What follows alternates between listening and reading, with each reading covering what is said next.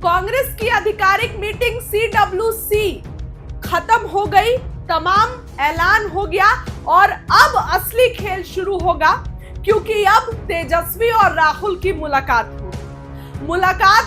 होगी, हुई नहीं है। देखिए, तेजस्वी अभी अभी अपने आवास राबरी आवास से निकले हैं, 10 सर्कुलर रोड राबरी आवास से तेजस्वी निकले हैं।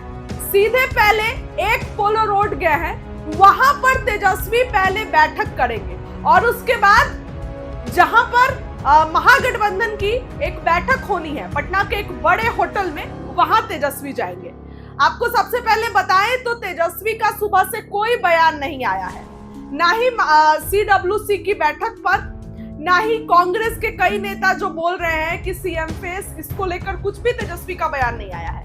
लेकिन तेजस्वी अभी राबरी आवास से निकले हैं और निकलने के साथ तेजस्वी ने कुछ भी बयान नहीं दिया है। तेजस्वी सीधे एक पोलो रोड के लिए रवाना हुए और वहां पे जाके कुछ बैठक करेंगे और सीधे तेजस्वी फिर राहुल गांधी से मिलेंगे। अब देखिए दोस्तों, कंफर्म ये भी नहीं है, कयास लगाए जा रहे हैं, क्योंकि तेजस्वी को बुलाया गया है, वाम दल के नेता भी रहेंगे, VIP सुप्रीमो मुकेश सहनी को भी बुलाया गया है, लेकिन कंफर्म नहीं है कि तेजस्वी जाएंगे कि नहीं। राजद और कांग्रेस के बीच दूरियां हुई है, लड़ाई चल रही है, इसमें कोई छिपी हुई बात नहीं है।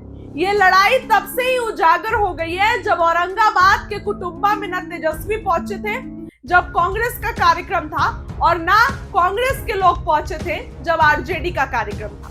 तो ऐसे में तेजस्वी यादव जो है ना, वो आप कह सकते हैं तो आज इस मीटिंग में नहीं भी जा सकते हैं, जा भी सकते हैं, और कहने को तो इस मीटिंग में अति पिछड़ा के लिए बड़ा ऐलान होगा, मैनिफेस्टो पर चर्चा होगी, लेकिन ऐसा भी है, लेकिन मेन मुद्दा होगा सीट शेयरिंग।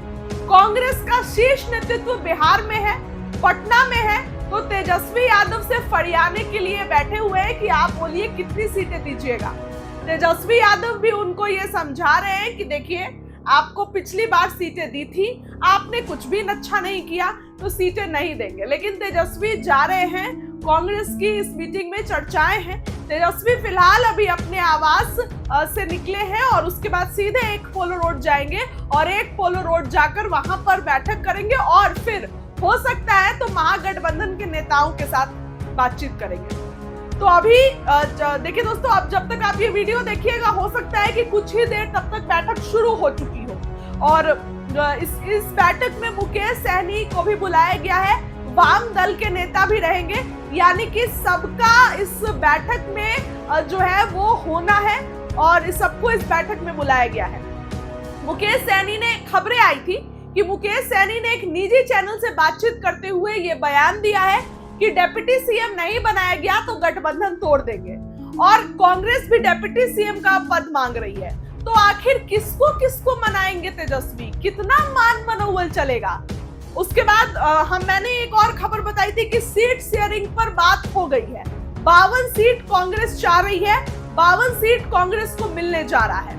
ये सब दोस्तों में जो खबरें आ रही हैं वो मैं बता रही हूँ, ये संभावित आंकड़े हैं। कंफर्म आंकड़े तभी होंगे जब पार्टी के तरफ से आधिकारिक ऐलान होगा।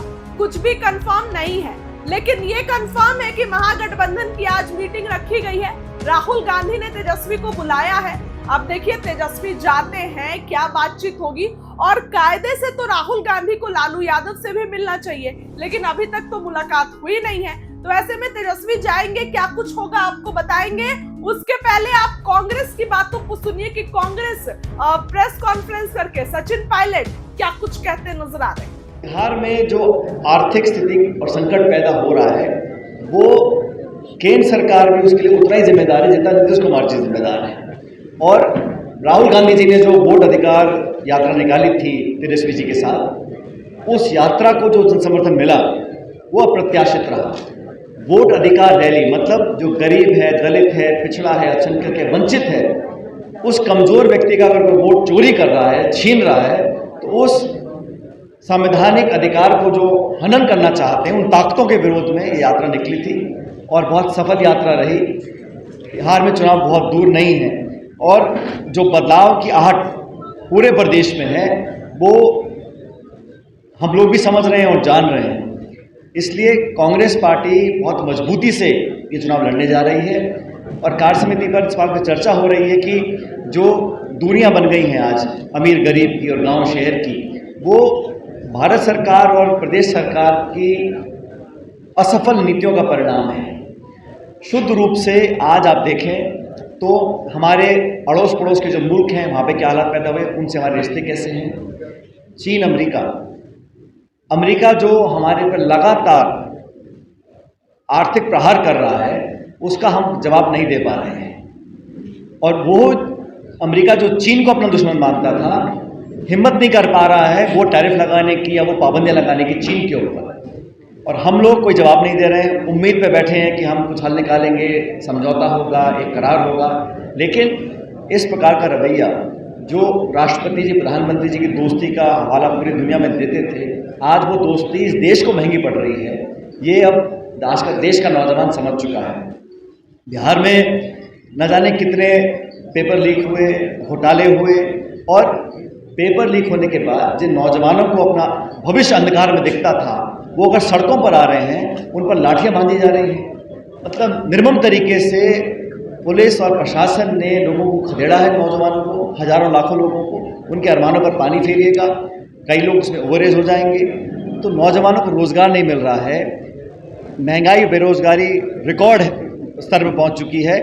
और दुर्भाग्यवश आज भी जो भाजपा या एनडीए के नेता हैं, सिर्फ सत्ता के लालच में नाना प्रकार के आप आश्वासन दे रहे हैं, वादे कर रहे हैं, और लोगों को लुभाने के लिए प्रचार प्रसार, अखबार, झंडा, बैनर, पोस्टर लगा रहे हैं। धरातल पर ना तो किसान की आमदनी दुगनी हुई है, वो तो भला हो विपक्ष का और कांग्रेस और राहुल गांधी जी का, जो 3 काले कानून लाकर किसान की कमर तोड़ने का जो इन्होंने मन बना लिया था बीजेपी एनडीए ने, उसको हम रोक पाए। सैकड़ों लोगों की कुर्बानी हुई है किसानों की, लेकिन हम 3 काले कानून रोकने में हम कामयाब रहे और उनको अपना हाथ खींचना पड़ा। इसी प्रकार जब राहुल जी बोलते थे कि जनगणना होनी चाहिए जातिगत आधार पर, ताकि पता पड़े कौन कहाँ पर रह रहा है, और मैं स्पष्ट करना चाहता हूँ, ये जातिगत जनगणना सिर्फ उस रिकॉर्ड में एक कॉलम जोड़ने का मात्र नहीं है कि आपकी जाति क्या है।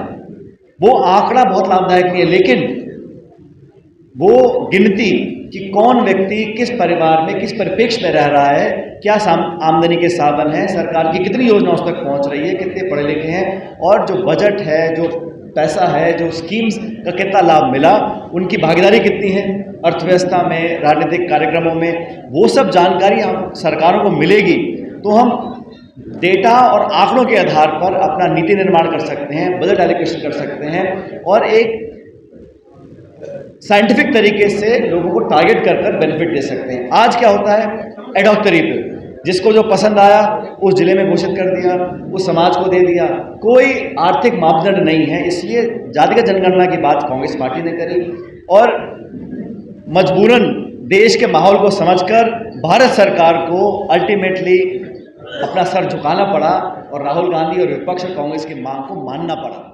हम